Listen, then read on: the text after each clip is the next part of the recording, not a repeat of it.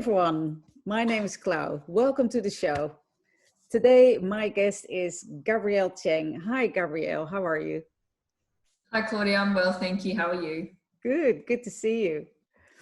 Gabrielle is a learning and development and human resources professional within the finance and insurance industry, where she works across public and private organizations. She is passionate about leadership development, as so am I, and she is proactively involved with organizational well-being, diversity, and inclusion. I was fortunate enough to have had the opportunity to coach Gabrielle early on in her career, and we have kept in touch ever since. She was and still is wise beyond her years and a quick learner and adopter of new insights. A fellow Sydney-sider since 2016, having previously lived and studied in Brisbane. Gabrielle, I'm really keen to hear about your take on leadership shifting. And let's get started, and looking forward to have this conversation with you. Excellent. Thank you so much, Claudia. And I really appreciate the opportunity to share my insights with you because, yeah, what an incredible time it has been for us all. Yes, it has. Eh?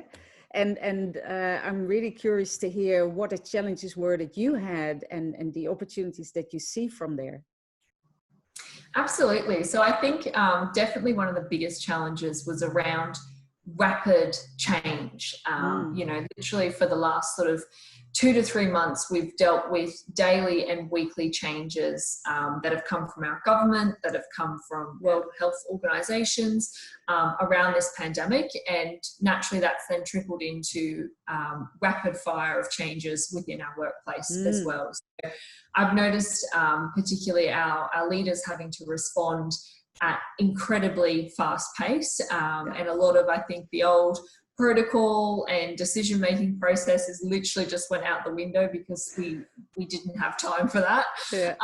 So I think it's given everybody a real crash course in adapting to a VUCA environment, literally on steroids, as one of my colleagues said in the early days. And I think the challenge has certainly been to really step up and meet that because not everyone's been able to do that. And, you know, there's been unfortunate consequences and impacts for people. So I think, really being able to step up and just make those changes. And on that as well was just the ability to make decisions without knowing the future. Obviously we never do, but I think in this circumstance, we were flat out knowing what was going to be happening in a matter of weeks, let alone months or years. So again, being able to make decisions that also have that room for flexibility and adaptation as well.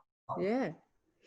Well said. And how did you keep yourself in the sense of in that turbulent time to still increase your thinking power and focus on the things that matter to you?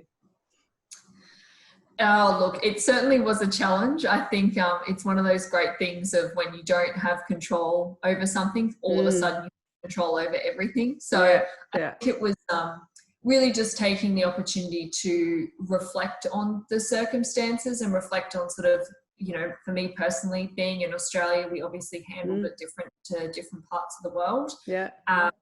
But just taking the time to, express a lot of gratitude and just focus on what we could control and moving forward, because naturally this has impacted us, personally, professionally, economically, but it's one of those things where we have to learn from it and we have to keep going. So for me, it was kind of, make the best of it, make the most of it, and take the opportunity to learn more about myself as well. And I'm curious to hear what you have learned about yourself, in the sense that talking about a lot of people have been looking at reinventing themselves. Have you learned about yourself that you wanted to do that, or are you still looking into that? What's your take on reinvention? Yeah, I think for me, this has been a very pivotal opportunity to reinvent, mainly because I'm an extrovert. So Yeah. So for me, I'm one of the people that has not thrived that well with limited interactions and not being able to socialize.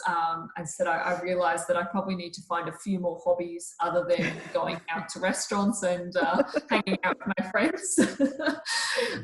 So yeah, for me, it was the opportunity to kind of just do a bit of a priority check and a bit of a values check for myself. I had a lot of time to reflect on the work that I'm doing at the moment and making sure that that's really aligned to what's important to me and what's really going to continue to benefit me professionally and personally as well. Yeah. And so when you're thinking about either the new hobbies or the priorities and the values that you're checking, what kind of risks are you willing to take with all that? I think for me, risks is about being uncomfortable, because 9 times out of 10, if it's got to sort of sort of heave something a little bit, or make you feel a little bit uncomfortable, it's basically it's risk, because is that discomfort and is that sort of change going to be worth it? But I definitely do live by the saying, you got to risk it for the biscuit. So for me, I just kind of think you got to give it a shot, and realistically, the worst thing you'll do is you'll learn something. So for me, in terms of trying to take more risks in being more comfortable with being a little bit more by myself and finding ways that mentally I can still keep my energy, because that was the biggest thing that I was finding, was I was just feeling a lack of energy, which was really frustrating. For me, I then tried to create a bit of a routine that allowed me to mentally build that energy back up and just keep checks in. I definitely found I have to have at least 2 or 3 face-to-face sort of video meetings each day. Otherwise, I'm zapped. But also at the same time,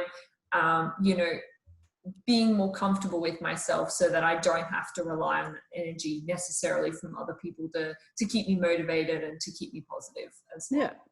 Well, all in all, that sounds really like you have reinvented yourself a little bit. You know better what fills your cup and what makes you comfortable. And that's so important moving forward, and also fulfilling, I can imagine. So when you think about moving forward, what will you do differently or maybe be differently going forward? I think definitely just the compassion factor has been really pivotal for me. And, I think being really respectful and mindful of everybody's work-life balance and preference. I think obviously all working from home, I've met everyone's kids, I've met everyone's dogs, partners. And, people have had a real chance to see a different side of people. Obviously we want to bring our best and professional self to work, and we want to try and keep those things separate, which is, understandable. But I think it's just really that opportunity to remember that we're all humans working together. And I think the more empathy we can have to people and people's circumstances will just really help us to continue to thrive and collaborate really positively. Well, I was right in my introduction. You're still wise, and I think the compassion factor is something that I'll definitely remember as such, and it's a great thing to spread the word, right? Because that is how we can all live easier and more comfortable next to each other. So thank you for sharing your wisdom, Gabrielle. Really enjoyed our chat. And thanks everyone for joining in again. I'll see you soon the next time. Keep shifting. See you next time. Bye. Thank you, Claudia. Bye.